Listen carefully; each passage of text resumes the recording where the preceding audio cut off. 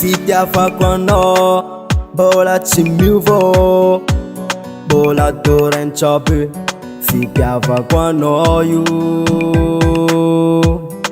tiako anao io.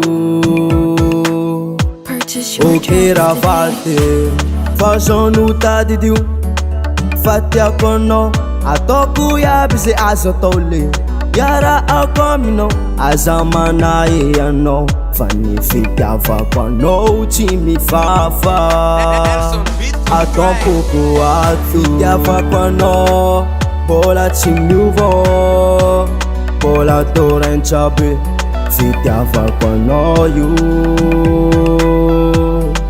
tiako anao io.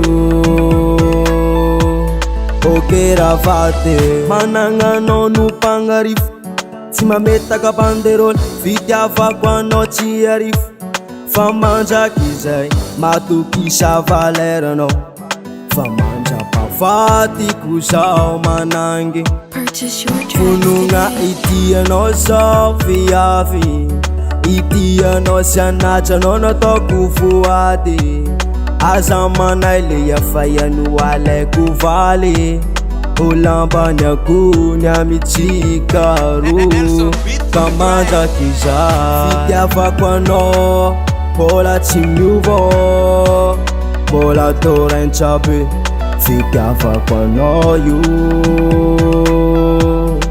tiako anao io. Ok raha valite, misy anao Japon sonsy, tsy mba mandeha voyage, anilanao za feno fahasambarany tiako le ia, ampela soa. Fitiavako anao, mbola tsy miova, mbola dorentso be, fitiavako anao io,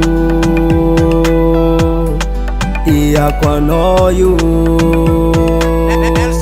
Ok raha valite, fitiavako anao, mbola tsy miova, mbola dorentso be, fitiavako anao io,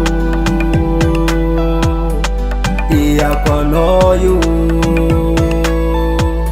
Ok raha valite.